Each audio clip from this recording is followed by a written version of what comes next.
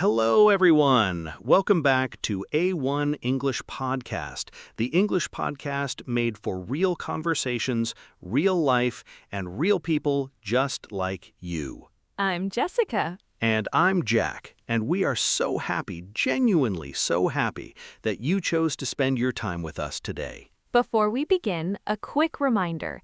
If you are watching or listening and you want to get better at English naturally, please like this episode and subscribe to our channel.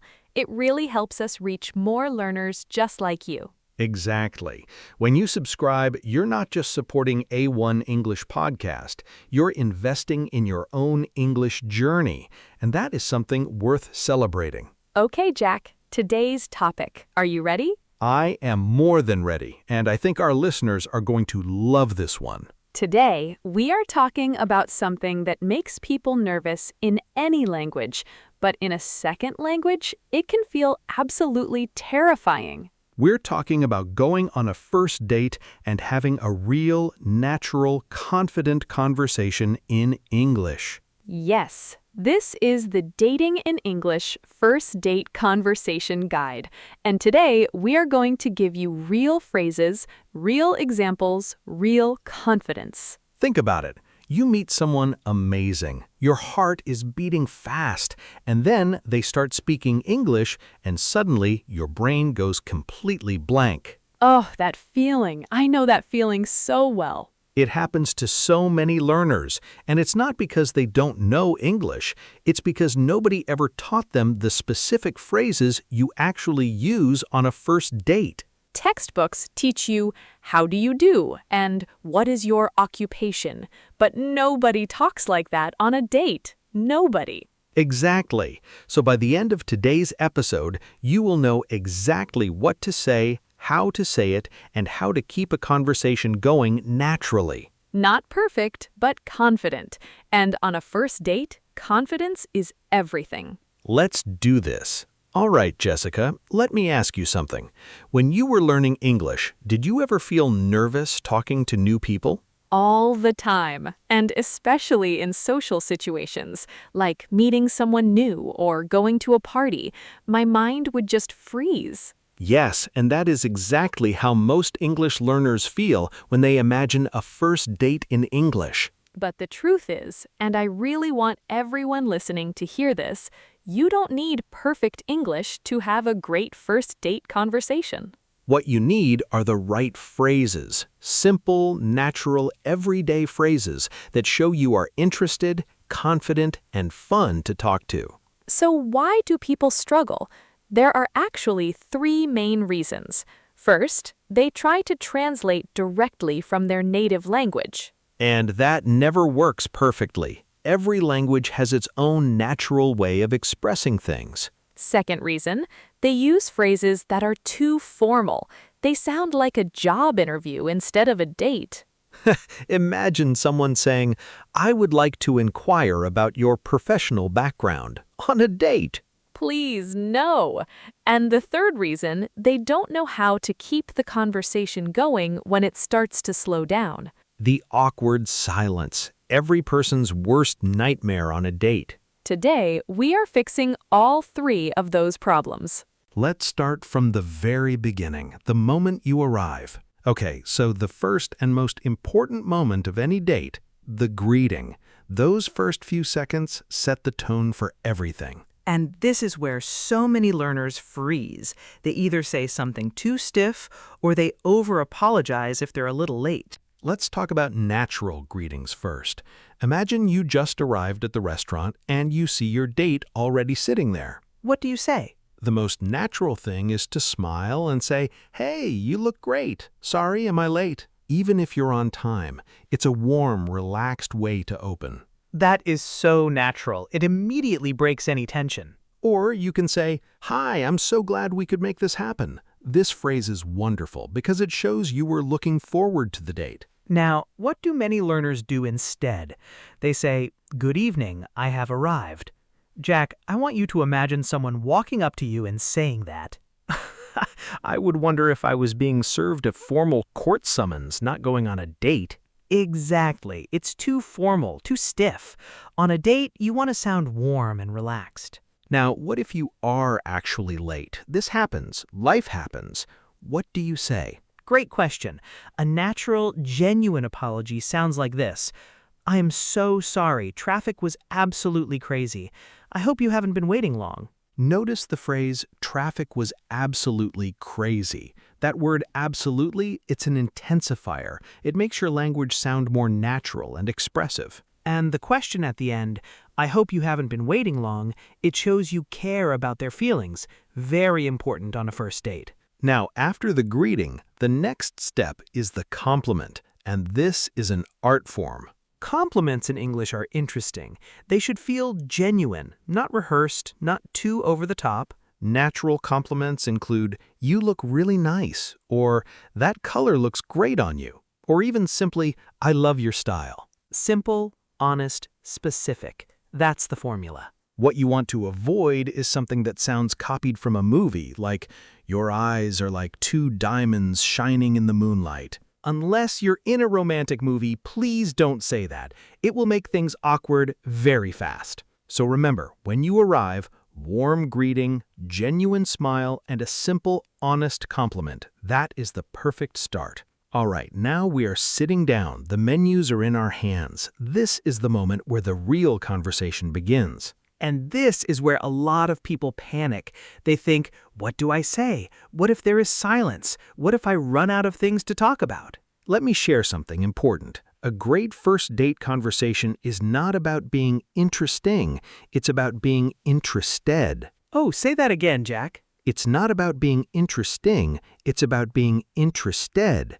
People love talking about themselves, so your job is to ask good questions and listen genuinely. This is such a golden rule, and in English, there are specific questions that open conversations up beautifully. Let's go through them.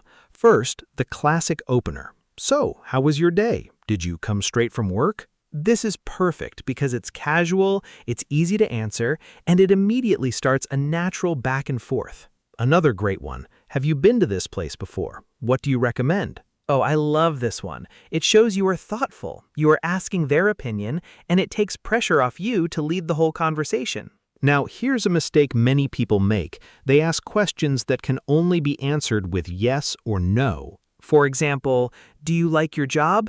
That can just be answered yes or no, and then silence. Instead, open the question up. Say, what do you love most about your job? Or what made you choose that career? These are called open-ended questions. They invite a story, not just a one-word answer. And stories are the heart of great first date conversations. Exactly. When someone tells you a story, you learn who they really are and you feel connected. Okay, let's practice.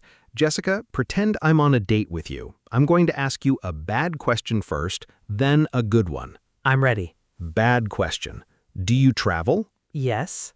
See? Total silence. Now, good question. What is the most interesting place you have ever traveled to, and what made it special? Oh, wow. Okay. So I once went to Japan in the spring, and the cherry blossoms were absolutely everywhere. The whole city looked like it was covered in pink clouds. See the difference? One question opened an entire world. Everyone listening, this is the technique.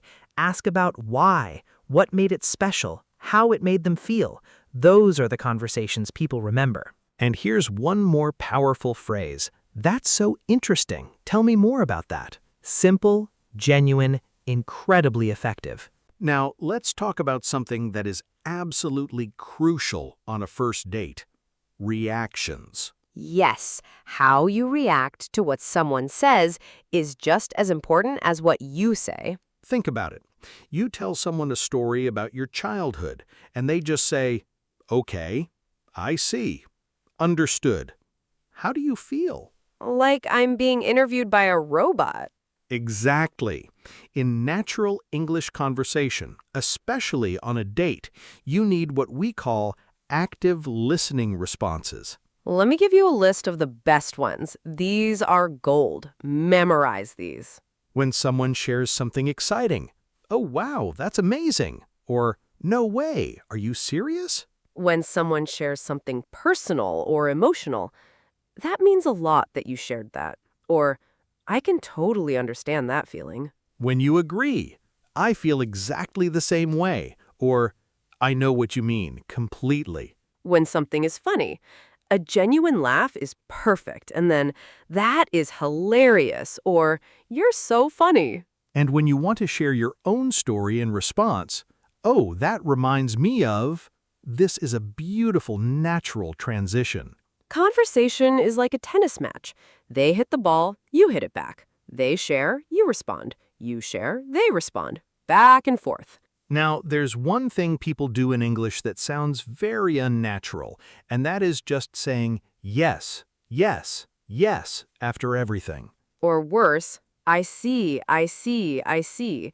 That sounds like you are a doctor examining a patient, not having a fun conversation on a date. The key is variety in your responses. Mix it up. Use different phrases each time. Also, eye contact and body language matter, but since we're teaching English today, let's focus on one specific verbal technique, the follow-up question. After someone answers your question, always, always ask a follow-up. This shows you were truly listening. For example, they say, I love hiking. I go every weekend. You don't just say, that's cool. You say, every weekend? That's incredible. Where's your favorite trail? What do you love most about being out in nature? Follow-up questions are the secret weapon of great conversationalists. Now, a date is not just about asking questions. At some point, the spotlight turns to you. They will want to know about you. And this is where English learners often struggle. They either talk too much, going on, or they say very little because they're afraid of making grammar mistakes. Here's the secret. You don't need to tell your entire life story. You just need to share small, interesting, genuine pieces of yourself. And always end with a question back to them. That keeps the conversation balanced. Let's practice. If they ask, so, what do you do in your free time? A boring answer is, I watch movies and sometimes cook. A great answer turns it into a story. I've actually been getting really into cooking lately. I'm trying to learn how to make authentic Italian pasta from scratch. I've already failed about 5 times, but I'm getting closer. Then ask, do you cook at all? Notice what happened there. The answer was honest, a little funny, showed personality, and ended with a question. Another great phrase when you talk about your passions is, I'm really passionate about, or one thing I absolutely love is... And if you were asked about your job and it's not very exciting to explain, use this trick. Talk about what you like about it, not the job title itself. Instead of, I'm an accountant, say, I work in finance. It's not the most glamorous job, but I actually love the problem-solving side of it. I love when the numbers finally make sense. That is so much more interesting. Also, use phrases like, I've always been someone who, or my friends would probably describe me as. Those phrases make you sound self-aware and interesting. People love that. All right, let's talk about mistakes, because understanding mistakes is one of the fastest ways to improve. And these are real mistakes that English learners make on first dates. We say this with kindness because we've all been there. Mistake number 1, over-apologizing for your English. You know the feeling. You mispronounce a word and you immediately say, oh, I'm so sorry, my English is terrible, please forgive me. Stop. That apology makes the other person uncomfortable and breaks the natural flow of conversation completely. Instead, if you make a mistake, just laugh it off and keep going. Or say, wait, let me say that again, and then continue. That's it. No big drama. Confidence is far more attractive than perfect grammar. Remember that. Mistake number 2, asking questions that are too personal too early. A first date is not the right time to ask, do you want children? Or how much money do you make? Even if you're genuinely curious. Keep things light and fun in the beginning. Save the big questions for later dates when you know each other better. Great first date topics: travel, food, hobbies, funny stories from your life, dreams and goals. These are safe, interesting, and show personality. Topics to avoid on a first date in English or in any language include your ex-partners, controversial politics, money, and health problems. Mistake number 3, using phone filler phrases instead of conversation fillers. What does that mean? Some learners, when they don't know what to say, just go quiet and stare at their phone. Big mistake. Instead, use conversation fillers, little phrases that buy you time and keep things natural. For example, "That's such a good question. Let me think." Or, "You know what? I never really thought about that before." These phrases are gold. They show you are thoughtful, and they give you a few seconds to collect your thoughts. Other great fillers, honestly, or "Oh, wow, okay, so..." Just keep things moving. Now, the end of the date, just as important as the beginning. How you say goodbye leaves a lasting impression. You want to end on a warm, positive, memorable note. If you had a wonderful time and you want to see them again, be direct but warm. Say, "I've had such a great time tonight. I'd really love to do this again sometime." That phrase is perfect. It's honest, it's clear, and it's not too pushy. Or you can say, "This has been really lovely. You're great to talk to." Simple, genuine, and leaves them feeling good. And now, if you want to be a little more confident and suggest a second date directly, I know this amazing little cafe nearby. We should check it out next time. Notice how natural that sounds? You're not asking, "Do you want to see me again?" in a nervous way. You're painting a picture of a future moment together. That's much more compelling. And at the very end, the goodbye itself, "It was so nice to meet you," or "Take care, I hope to see you soon." One phrase that always sounds lovely: "I had the best time. Thank you for the company." Thank you for the company. That is so warm and genuine. Write that one down, everyone. Now watch Jack and Jessica demonstrate a natural first date conversation in English, from greeting to goodbye. "Hey, wow, you look really great. Sorry, have you been waiting long?" Oh, just a few minutes. You look nice too. I love this place, by the way. "Oh, good. I wasn't sure if it was the right choice. Have you been here before?" Once with my sister. The pasta is incredible. You have to try it. "I'll definitely take your recommendation. So, how was your week? Did you come straight from work?" I did. It was pretty crazy, actually. I had back-to-back meetings all day. But honestly, I was looking forward to this all week, so I feel great now. That's so nice to hear. What kind of work do you do? I work in graphic design, mostly for small businesses. I love the creative side of it. What about you? I'm in education, actually. I teach English, which I guess makes this a pretty ironic date topic. That's amazing. Did you always want to be a teacher? Honestly, no. I kind of fell into it by accident, and then I realized I absolutely loved it. Have you always been creative? As long as I can remember, yes. My mom used to find me drawing on everything. The walls, my school books, everything. No way. That's so funny. She must have been very patient. Very patient and very good at buying extra paint. I love that. You know, I've had the best time tonight. You're really great to talk to. I feel the same way. Thank you for choosing such a lovely place. There's actually this little rooftop bar not far from here. I think you'd love it. Maybe we should check it out next time.